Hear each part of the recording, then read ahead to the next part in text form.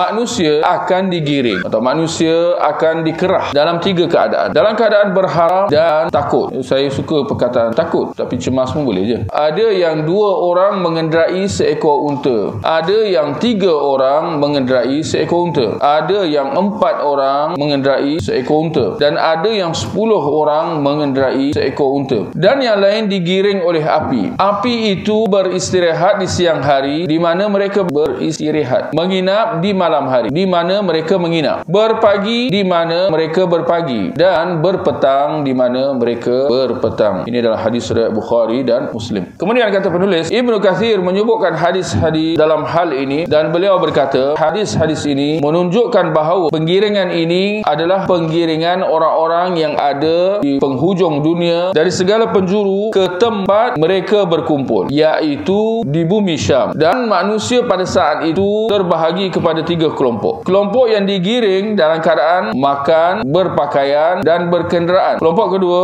yang ada kalanya berjalan dan ada kalanya berkenderaan, di mana mereka bergiliran mengendarai seekor unta, sebagaimana yang disebut dalam hadis Abu Hurairah dalam As-Sahihain yang telah kita baca tadi. Maknanya mereka mengendarai unta tu secara bergilir-gilir, seorang setiap satu masa secara bergilir-gilir, kerana kurangnya kenderaan waktu itu. Jangan lupa, ini adalah proses mereka dikumpulkan. Ini antara kejadian di akhir zaman, manusia akan dikumpulkan di bumi Syam. Zahirnya selepas kejadian-kejadian yang telah kita bahas sebelum ni, Imam Mahdi, Dajjal, Nabi Isa, Ya'juj Ma'juj. Ini kemudian lagi manusia dikumpulkan di bumi Syam. Pelik tuan-tuan, satu perkara, satu poin sebelum kita terlepas. Ini di akhir zaman, tapi manusia dikumpulkan, dikerahkan dengan naik unta. Mana pergi kereta, mana pergi kapal terbang, mana pergi kereta api, kapal laut, basikal pun ada, kan? Unta juga. Jadi itu satu yang menarik. Dan selain kedua kelompok ini, mereka digiring oleh api yang keluar dari dasar Aden. Aden ni nama tempat di Yaman. Eden, E-D-E-N, atau Aden atau Eden lah, ejaan je lah ni. Bahasa Arabnya Aden. Ini pun satu yang luar biasa juga. Api dari perut bumi menggiring manusia ke negeri Syam itu. Api ini mengelilingi manusia dari arah belakang, menggiring mereka, mengerah mereka dari segala penjuru ke bumi mahsyar. Mahsyar ni bukan mahsyar hari akhirat nanti, tapi mahsyar ni tempat berkumpul, yakni tempat manusia berkumpul atau tempat manusia dikumpulkan. Dan siapa yang terlambat, maka dia akan dijilat oleh api. Semua ini menunjukkan bahawa hal ini akan berlaku di akhir zaman dunia, ketika mana masih ada makan minum, berkenderaan di atas unta, jual beli dan yang lain, manakala mereka yang terlambat